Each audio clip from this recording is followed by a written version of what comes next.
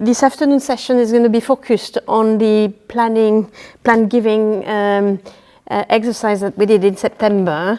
First of all, is that I would like to thank all the volunteers that have been amazing at coming and joining us for the preparation. So there was a lot of time before the event that actually required people to come and share, as well as coming during the sessions, and we've been overwhelmed by the support that quite a few of you, I recognize some faces, have brought to the parish. I would like also to thank my fellow colleagues on the finance committee, because they've done an amazing work behind the scene.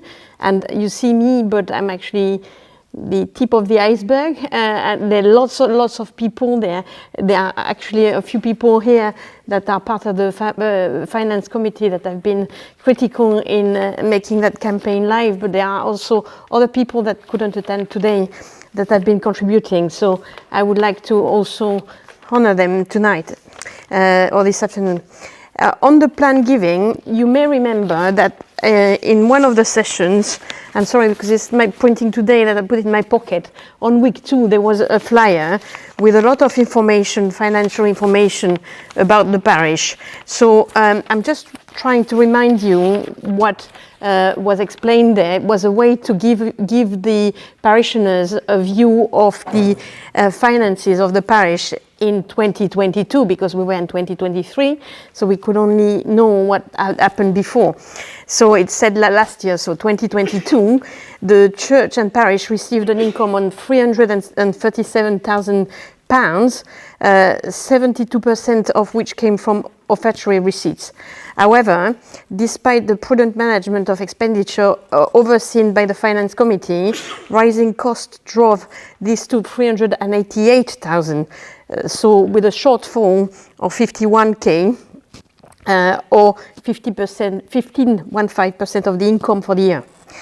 So to clear that deficit and to enable us to continue supporting future investment in catechists, we need to increase the income by 35% annually.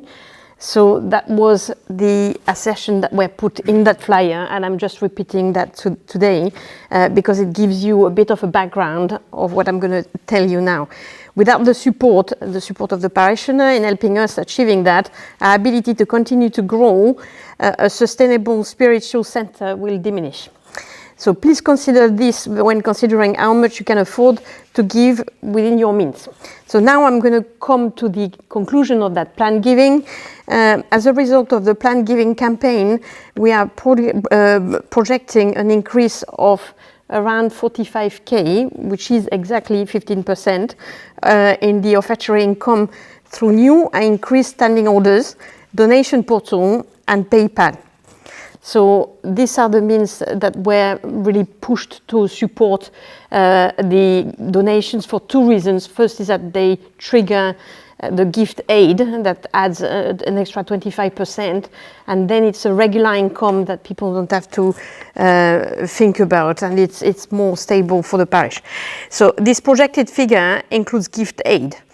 In 2022, we had a deficit between that what we received and what we spent of 51k. So the plan giving and stewardship campaign has just ensured that we have reduced the deficit considerably and has made good progress in being a more self-sufficient parish. So this is a good achievement, and I think it's very important to thank everyone who's been contributing to increasing their donation or becoming new contributors. If we had met our target of increased income of 35%, we would have been able to invest in the future at a greater pace, but as a consequence of not getting there, some of our projects will need to be pushed out to a later date. So that's the issue of the cost of living and a lot of the expenses that the parish is facing. Therefore, there are some projects that could have been developed that will be pushed at a later date. We will give you more details and a more detailed update of the plan giving campaign together with an update of our accounts for the year ending August 2023 in the insert bulletin in March. because of course it takes 6 months for completing the accounts, so that will give more stable figures if you want. In order to make for that shortfall in donation that we had planned to receive, in 12 months' time, there will be a refresher campaign which will be undertaken in order to continue to achieve our goals of eliminating any future deficits and allow us to revisit projects now on hold and progress with them.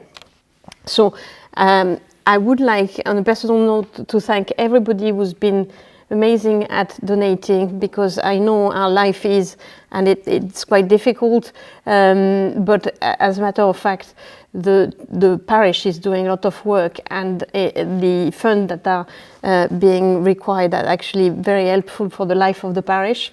So whoever still has the forms with them or forgot to hand them out, there's still an opportunity to hand them out in the parish office and carry on contributing to the parish finances.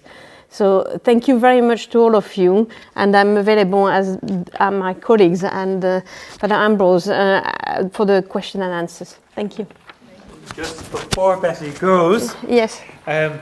Due to her commitments around the world and jet setting in various distant places, she, after over 14 years, if not 16 years, of being the chair or being on the finance committee, she stepped down just before Christmas. So I just want to say thank you very much for her dedication, her managing, her calm, and her just cheerfulness and good ability to work with people and to sharing those skills with the parish. I am very grateful when I came on nearly 7 years ago to have her there and her presence there, together with Julie, our parish secretary, who were there at the beginning, who had a really sort of good foundation and committed force. And so I'm very grateful, and thank you very much for the commitment that you have given to the parish finances, and God bless you in your future work. Thank you.